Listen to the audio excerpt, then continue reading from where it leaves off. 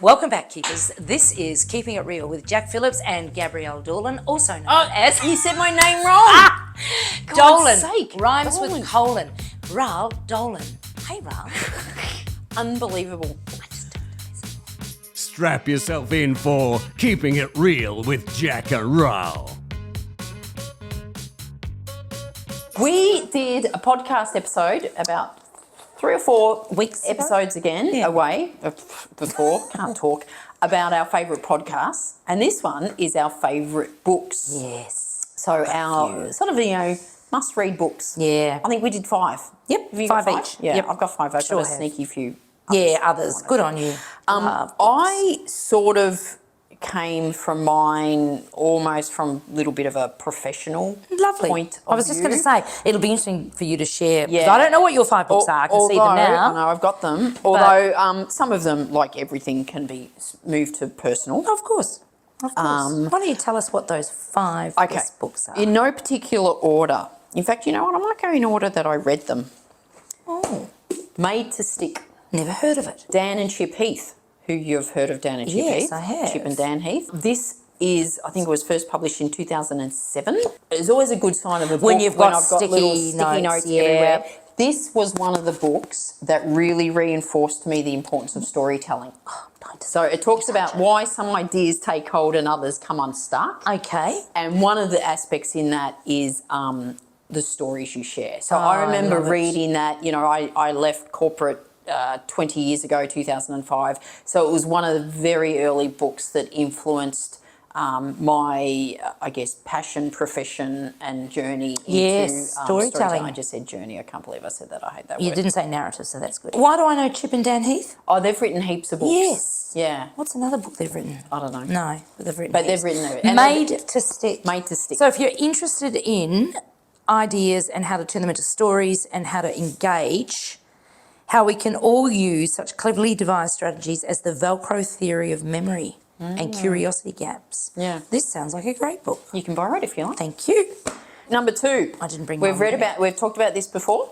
Elizabeth Gilbert's Big Magic. Yeah. I think this is a really good book, both for your personal life as well.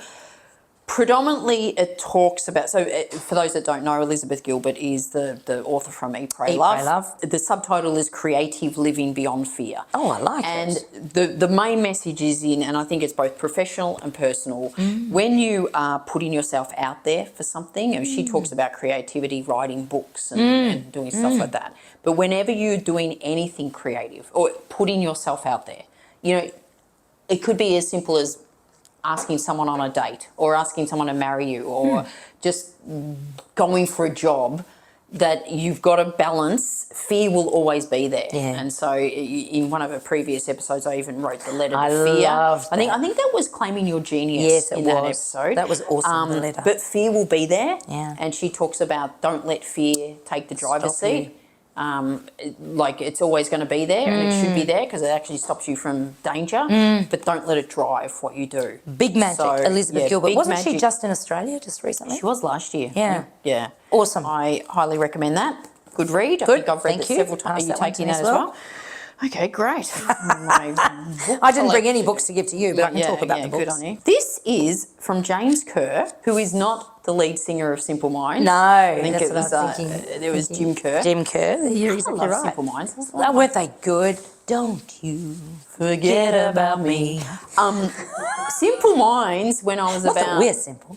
was the very first international concert I went to. They were here when I think I was about 22 or something like that. That's cool. Anyway, my friend Lisa O'Neill gave me this. So Lisa's a New Zealander. Well, she does a lot of speaking, and the reason she sent it to me is because the reference to stories in this is amazing. Anyway, what's it's it called about? Legacy. And what's it about? And it's what the All Blacks can teach us about a business of life. Oh, culture. We've Love it. probably come across some of these messages that the All Blacks did. Things like All Blacks are amazing. memes like sweep out the sheds. Yeah. So the concept is in the All Blacks, they've got an amazing culture. So that's a rugby culture. team. The New Zealand One of the world's rugby, best. New Zealand rugby Coming team. from New Zealand. And I think they had won so often and they were unbeatable for such a long time. So a country of 5 million people and they have the world's best rugby team. That is incredible. That is not a coincidence. No. And so it was the culture.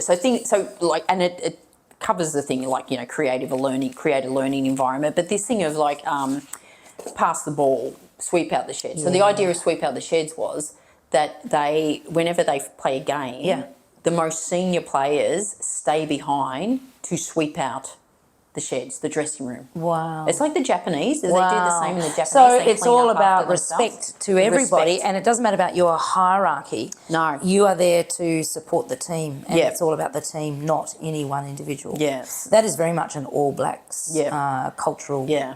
So another one here, it's like go for the gap, and this is when you're on top of your game, change your game. Oh, I love that. So things like that. I love that, to stay competitive. Yeah, so really, really good. I haven't heard of that one, and I'm amazed. Yeah, so How old is that Sweep book? the Sheds is about never too big to do the small things that need to be done. Nice. This book was first published so it's 15 lessons in leadership in 2013. Okay. Would you like that one? Ago. I do. I want them all. God, James I might Clear. have to write a little Kevin note Roberts, yes, of how Executive many Chairman, books I'm 19, giving you. What the Albert? Listen to you. Unputdownable. Didn't know that was a word. This It's is something now, you it's make like up. unfuckstoppable. Fuck with the ball. With the ball. That's it. Yeah, yeah. The Subtle Art of Not Giving a Fuck by Mark Manson. I've been following him on Instagram and TikTok, actually, listening to some of his talks. He's got funny hair. This, I believe, was our second episode. I know. We're Not straight big, no into more it. fucks to Keeping give. it real. Straight into the F word. It's just really about, and it's what we spoke about in the podcast episode. It's just be very mindful of where you put your time and energy. Absolutely. You've only got, 4,000 weeks. yeah. You've only got That's so how long we much. live on average if you get to about 76. So make sure you're enjoying those 4,000 weeks. Yeah. Don't spend it doing I think shit. I've Working for highlighted so many things in here, and I'm just going to read something. I haven't read this, but look, he said, this is how it works. This is how it works. You're going to die one day. Ah. I know that's kind of obvious, but I just want to remind you in case you'd forgotten. You and everyone you know are going to be dead soon. And in the short amount of time between here and there, you have a limited amount of fucks to give. True. Very few, in fact. And if you go around giving a fuck about everything and everyone without conscious thought or choice, well, then you're going to get fucked. So it's all about... Not being fucked. It's just about, like, where you put your time and energy Makes and stuff. total So sense. that's Makes a good one total too. sense. You want that No, as well? I don't want You've that one. I've got this one. But I love it. And I like him too. Chris Hemsworth. Oh, even he makes a mention. Hilarious, confronting and damn refreshing. A good kick in the arse. Chris Hemsworth. Does he speak like that? That's what he said. You just did a Chris Hemsworth voice that I'm sure sounds nothing like Chris Hemsworth. I don't think that was Chris Hemsworth.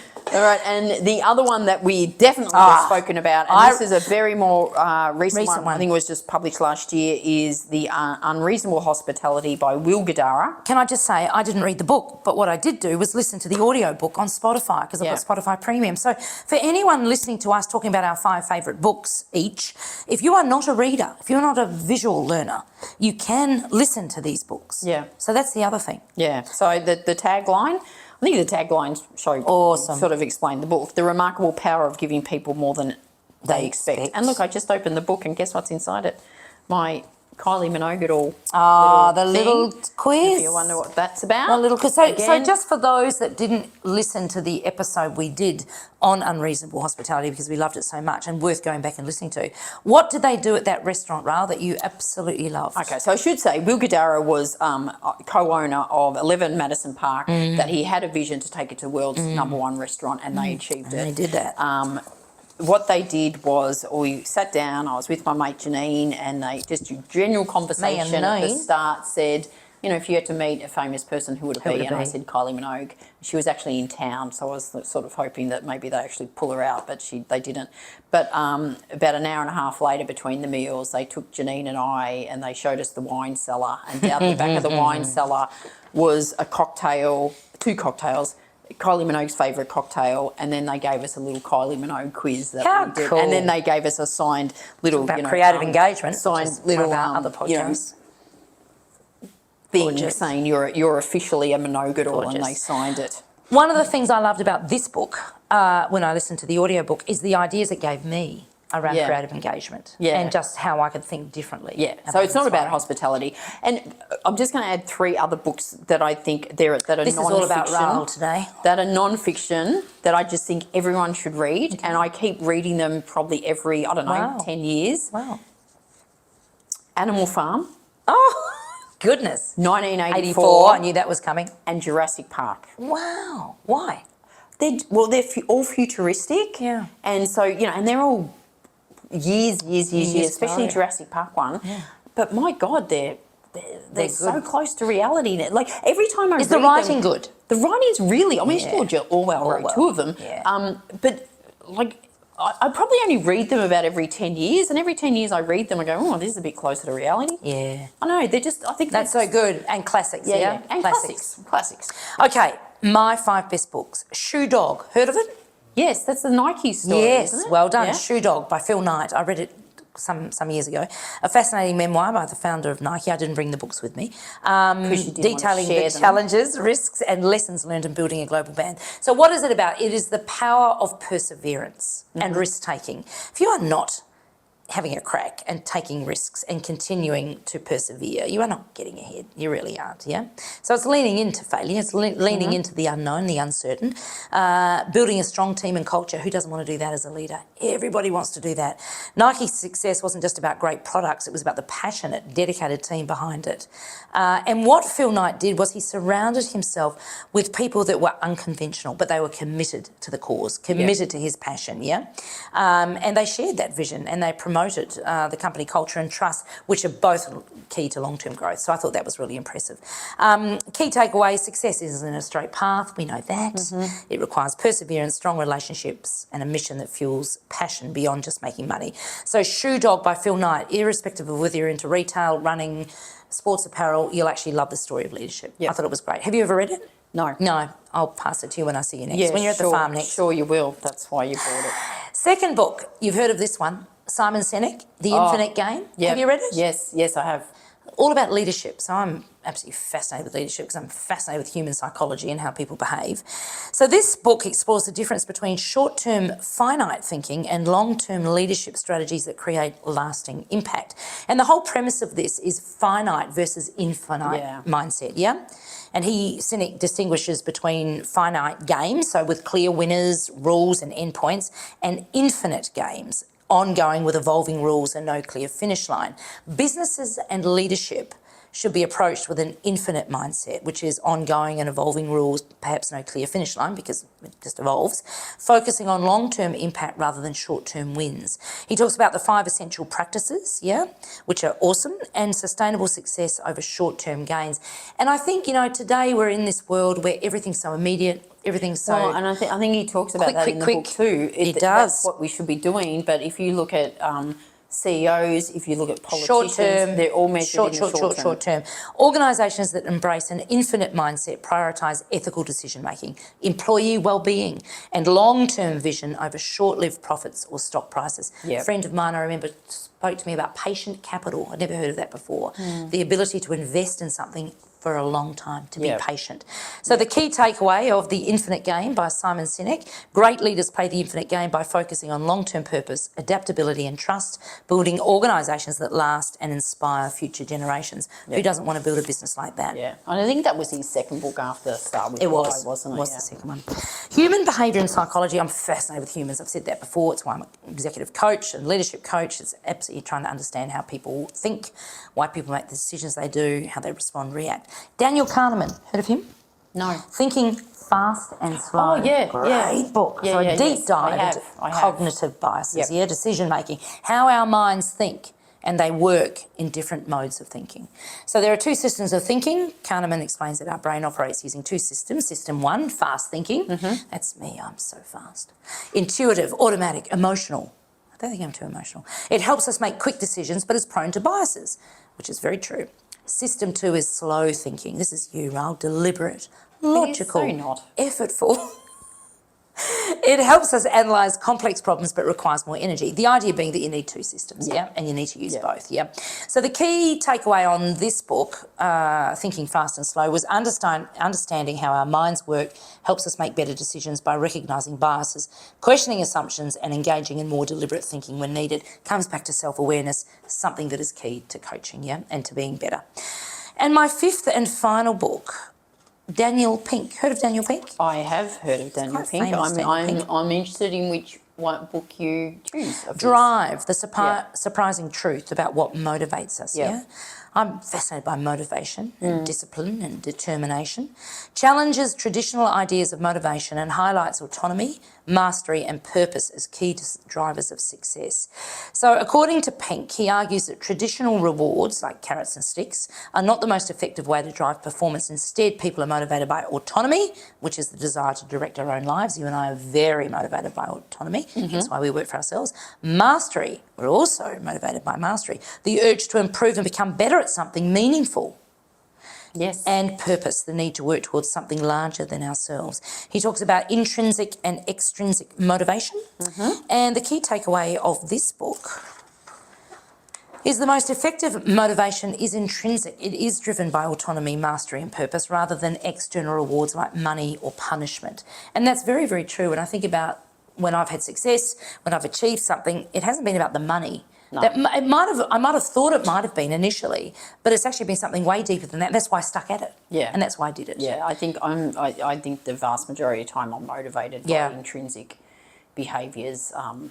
And you might have some form of measurement in some way, but And that wasn't my fifth book, that was no, my I was going to fourth book. say you've only done 4. And I can't believe I forgot about this. Have you heard of Rick Rubin? No. He is, Keelan's nodding. Keelan's cool.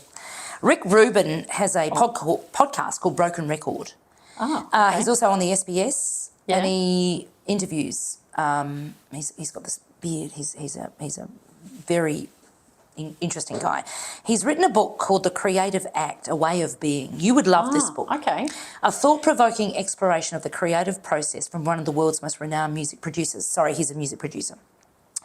And he's got 3 sort of key themes to this book. Creativity as a state of being. He redefines creativity as not just a skill, but a way of experiencing the world. Because everyone, and you'll agree with this, has creative potential. Yes. The key is to cultivate openness, curiosity and awareness in daily life. How much do we stop and take notice of things? Yeah. How many times do we allow ourselves just to keep thinking and allow something to evolve? Yeah. Number 2, the art of noticing and refining. Creativity isn't about forcing ideas, but about observing, collecting insights and refining them over time. So he encourages artists and creators to embrace stillness, trust their instincts and allow ideas to emerge naturally rather than chasing trends or external validation. And the third thing was process over outcome. So this book, The Creative Act, A Way of Being by Rick Rubin, stresses that true creativity is about the process, not the final product. So true, right? No. And the only thing where you said, like, everyone's got creativity inside them, the amount of people that go, I'm not creative. I know. It was like, it's not about everyone's art. creative. Everybody The can be fact that creative. You're human, you are creative. It's the same when people go, I can't tell stories. It was like, you're human, you tell stories. You can tell I mean, I can stories. probably teach you how to tell them better, granted. Of course you can. But that's everyone is because you've spent creative. time doing that, Ral. Yeah, and you're but focused everyone's on that. creative. It's just, correct. So Rubin highlights the importance of experimenting without fear of failure. Yeah. Letting go of ego and staying connected to the deeper purpose behind one's work. The key takeaway of this book, and it's one of my favourites, creativity is a mindset, not a talent. It sounds a little bit like the one I spoke about, Big Magic. Big Magic. It thrives on presence, openness and authenticity rather than pressure, perfectionism or external approval. The creative active way of being, Rick Rubin. So those are my 5 books. I do. And they're all different to yours. And we didn't actually do a check-in to didn't do see check-in whether we were going to at double all. up. But I've got, I want to read some of yours and I'm going to give you some of mine. Yeah, that last so, one sounds really good. with that, keepers, there's 10 new books you can read if you haven't read any of them, if you've read some of them. Keep you busy. Hopefully there's 1 or 2. Don't forget, if you don't have time or you don't want to just open a book, best way to fall asleep at They night. would all be audio books, I'm sure. You can get them on audio, which is even better. But Yeah. if you've got some books that you'd like us to know about, please send them our way. We do a Message little us. book club. We're keeping a real book club. Oh my God, that is an idea. Except Why I don't we think start that in Fiji? Oh my God. I don't know. I think I'd be really bad at a book club because Why? I often don't read the books. It was like when I used to do. You'd use AI to tell you what the book was about. But I used to do, when you had to do book reviews at school. Yeah. I so did not read the books. Didn't you? And I just, God, I wish ChatGPT had been around then. I just used to read the back cover. But, you know. But you got by, I'm thinking, because you Well, would have spun I- a bit of shit and they well, would have all believed you, and then you did. would have said, gee, I'm a creative storyteller. I did fail English. So, But you're an author of almost 8 books. I reckon those book reviews. But yeah, we could do a book club. I think we should do a Keeping It Real book club. We might do that. What a great That's idea, an Ral. idea. No, so seriously, we just thought of that I then, know. didn't we? Well, you thought of it. Oh, I did. But we did think of it. We love it. We're going to do it. We'll think about that a bit more. and We'll see let that how one will work. percolate. Yeah, it could be a little side hustle. We'll deep dive. Oh, drill listen down. to you. Stop it. Don't You know what we using will those do? words. We'll run it up the flagpole. Oh, don't you stop. Stop right now. Land the plane. Thank you, keepers, for indulging us. We hope you like the 10 books that we've just shared with you, 5 of our best each. Send any our way that you like. Rate us 5 stars. Please share this podcast with anyone who you think might find it interesting. And with that, Gabrielle Dolan. Well done. And you, Jac Phillips. Well done. This is another episode of Keeping It Real with Jac and Ral. So until we speak to you next time, keep on keeping it real. Bye. You've been listening to another episode of Keeping It Real with Jac and Ral. If you like what you've heard, don't forget to tell others about it and give a 5-star review.